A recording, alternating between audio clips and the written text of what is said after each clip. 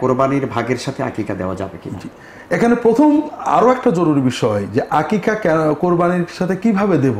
আকিকা দিতে হবে 7 দিনের দিন, জন্মের 7 দিনের দিন কুরবানি হবে, এটা তো অত্যন্ত রেয়ার ব্যাপার।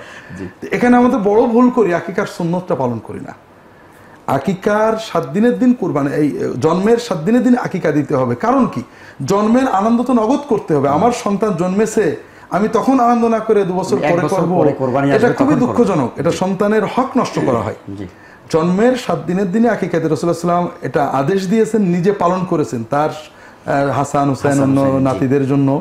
সাহাবীরা এটা খুব গুরুত্বের সাথে রাখতেন। আয়েশা রাদিয়াল্লাহু তাআলা থেকে একটা কথা আছে, যদি কেউ 7 দিনের দিন না পারে তাহলে 14 বা 21 দিনে, এরপরে নয়। রাসূলুল্লাহ সাল্লাল্লাহু আলাইহি ওয়াসাল্লাম থেকে 7-এর পরে আর নেই। আমরা 7 থেকে ধরে রাখি, আনন্দটা নগদ হোক।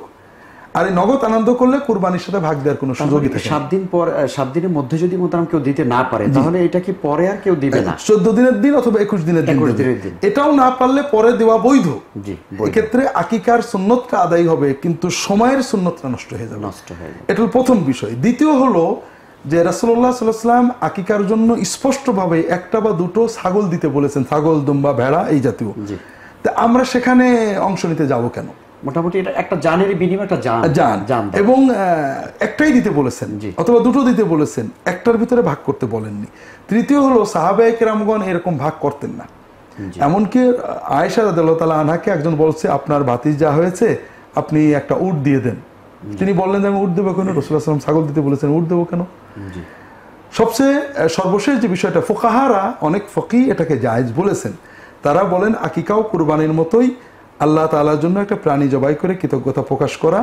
কাজেই এটা কুরবানির সাথে যেহেতু একই রকম, একসাথে হতে পারে। এটা হলো হতে পারে একটা ইজতিহাদি মাসালা। সুন্নাহ এবং সাহাবীদের কর্ম হলো 7 দিনের দিন বা 14-21 দিনে 1টা বা 2টো ছাগল দেওয়া। তা আমরা সুন্নতের ভিতরে থাকার চেষ্টা করব, বৈধ বা অবৈধ, জায়েজ না জায়েজের ভিতরকে না যে। আমাদের সমাজে মোহতারাম এই বিষয়টা তাহলে প্রচলিত হয়ে গেল কারণ রাসূলের সুন্নাহ যেটা, সেটার থেকে বরং ওইটাই বেশি প্রচলিত হয়ে গেল। এটা হওয়ার কারণ এই আকিকার ধারণা সুন্নত এটা সমাজে ছিল না। মানুষ ছোটবেলায় দিত না, এখন কোরবানির সময় দিয়ে দিচ্ছেন অনেকে। আর আলেমরা জায়েজ বলতে, জায়েজটা যে সুন্নতের ব্যতিক্রম হতে পারে, অনেক বিষয় ফকিরা জায়েজ বলেছেন। জায়েজ মানেই দিন মনে করে ফেলেছেন অনেকে। যেমন কুরবানির সময় বিসমিল্লাহ অথবা বিসমিল্লাহ আল্লাহু আকবার না বলে আল্লাহ বলা অথবা রহমান বলা, দয়ালু বলা, করুণাময় বলা জায়েজ। এটা তো কুরবানি জবাই হয়ে যাবে, এটা জায়েজ। তার মানে এটা সুন্নত নয়। অর্থাৎ কেউ যদি হঠাৎ এটা করে ফেলে হয়ে যাবে। কিন্তু দুর্ভাগ্যবশত এই ধরনের জায়েজটাকে আমরা দিন মনে, জায়েজ কাজে ওটাই করতে হবে না, সুন্নতটা করতে পারে, জায়েজটা বিপদে পড়লে করা যাবে। জি, চমৎকার একটি, আলহামদুলিল্লাহ। সুপ্রিয় দর্শক, আমরা কত সুন্দরভাবে বিষয়গুলো বুঝতে পারতেছি। আসলে আকিকার ব্যাপারে আমাদের আর কনফিউশন রইল না। তাহলে আমরা চেষ্টা করব আকিকার যে মূল সুন্নাহটি, যে কোরবানির সাথে আমরা দেব, 1 বছর পরে দেব বা ওইটা দেওয়া বৈধ, সেটা না করে বরং প্রকৃত সুন্নাহটা আমরা আদায় করার চেষ্টা করবো ইনশাআল্লাহ তাআলা।